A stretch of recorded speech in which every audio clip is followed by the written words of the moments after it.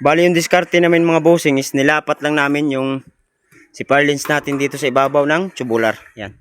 Kung nakikita nyo. Bali, tinuwid lang po natin yung nakausli niya. Yan mga boss, kung nakikita nyo dito sa ilalim. Yung si purlins natin is may nakausli po siya. Kaya yung ginawa natin mga boss, is inilapat natin o tinuwid. Yan. Saka natin winilding. Yan mga boss. Mas maging matibay ito pag oras na nagkabit na tayo ng yero. Gawa nga ng matatamaan to ng thick screw mga boss. Tsaka dito sa kantuhan natin mga bossing yan. Okay po siya. Yan mga boss. At yun mga bossing, welcome back to my YouTube channel. For today's video is tuturo ko sa inyo. Tsaka sasabihin ko sa inyo yung kabuhang nagastos natin sa gagawin nating extension mga bossing. Nagamit po yung tubular natin mga boss yan. Sa likod natin na kung nakikita nyo. Pero bago po yan mga bossing, intro muna tayo saglitang puto.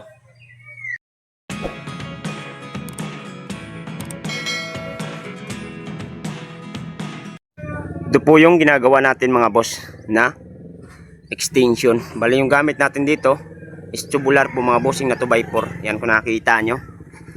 Bali yung poste nga po pala natin is buhos. Hindi po siya tubo o bakal mga boss. Yan. Bali pinatong na lang natin yung 2x4 natin mga bossing na tubular. Bali kulang pa po yan. Bali maglalagay pa tayo dito sa gitna. Bali 5 2x4 yung ilalagay natin na nakadiretso doon. Yan mga boss. At kung nakita nyo mga boss, yung pinagpatungan nga po pala natin ng tubular, yan kung nakita nyo, gawa nga nang wala po siyang abang na bakal. Kaya yung diskarte namin, nagbarina lang po kami dyan, naglagay po kami ng bolt dyan, naakyat tayo mga bossing. Para mas makita nyo sa malapitan. Yan mga bossing, ganyan po yung itsura nya. Bali yung ginawa namin is ikinat lang po namin yung tubular para makapaglagay tayo ng bolt. Yan mga boss. Bali yung una naming diskarte is binarinahan namin mga bossing yung itong poste na to. Yan. Pagkatapos naglagay tayo ng bolt.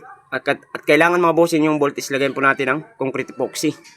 Yan para mas maging matibay siya. Yan mga boss, kung nakita nyo kahit lambitinan po to, mamaya makita nyo papatungan natin to. Yan mga bossing. At kailangan mga bossing, pagdating po dito sa poste natin, yan, kailangan po pag nagbubuhos kayo ng poste, siguraduhin nyo na nasa level na po siya. Para diretso po natin ipapatong yung tubular natin dyan mga boss. Tsaka yung diskarte naman namin dun mga bossing para maging matibay siya. Yan, naakyat tayo para mas makita nyo. Yan mga bossing, kung nakikita nyo, bali yung galing dito na bakal, nakayupi po dito mga boss. Tsaka natin ini-welding. Tsaka dito din mga bossing, bali naka-gapos po siya. Yan. Pati po dito sa likod. Lahat po yan mga boss, ganyan po yung diskarte namin mga bossing para hindi po talaga siya tangayin ng malakas na hangin kung sakaling may bagyo mga boss. Yan kung nakita nyo, i-zoom natin. Yan mga boss. Ayan lang po yung diskarte natin. Katulad nga sinasabi ko kanina, bali maglalagay pa tayo sa gitna tsaka doon. Bago po yung 2x2 natin na tubular. Yun na po yung paglalapatan natin ng yero.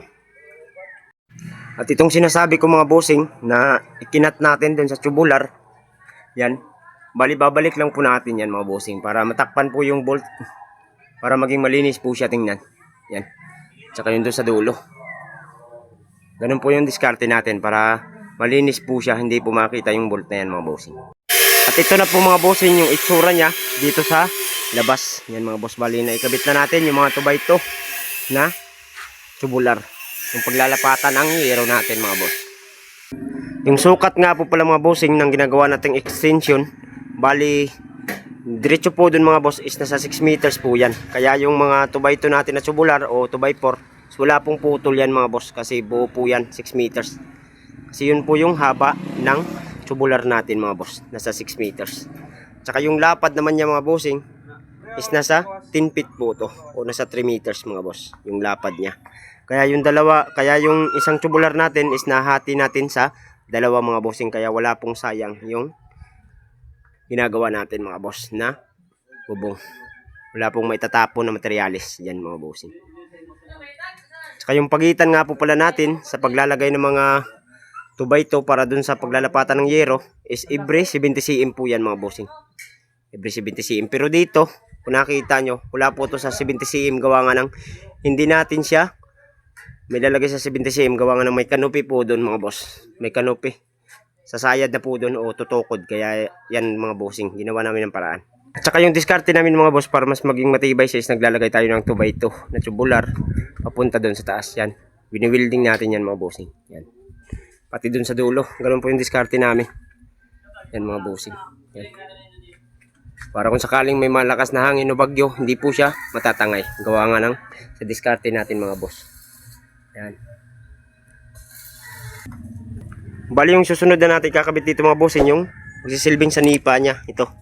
Parlins po ito na 2x6. 2x8 po yung order natin pero wala pong stock kaya 2x6 po yung gagamitin natin mga bossing. Bali hanapan na lang natin ito ng paraan o didiskartehan. Yan. Dito natin ilalagay yan paikot yung si parlins natin na 2x6. Yan po yung magsilbing sa nipa natin mga boss. Yan. Punta po sa dulo. Kung nakikita nyo nga po pala is kunti lang po yung bulada natin. Gawa nga lang lalampas na po tayo dun sa bakod. Kaya yan mga boss, kung nakita nyo, wala po sa eskwela yung pader. Kaya dito tayo bumasi sa may bahay nila mga bossing. Parehas po yung lapad niya, nasa 3 meters. At yan ang mga bossing, bali nakabit na natin yung mga pasya natin mga boss, paikot yung 2x6 natin na pasya. Yan, akit tayo para makita nyo mga boss. Bali yung diskarte namin mga bossing is nilapat lang namin yung si parlins natin dito sa ibabaw ng tubular. Yan. Kung nakikita nyo. Bali, tinuwid lang po natin yung nakausli niya. Yan mga boss, kung nakikita nyo dito sa ilalim, yung si parlins natin is may nakausli po siya. Kaya yung ginawa natin mga boss, is inilapat natin o tinuwid. Yan.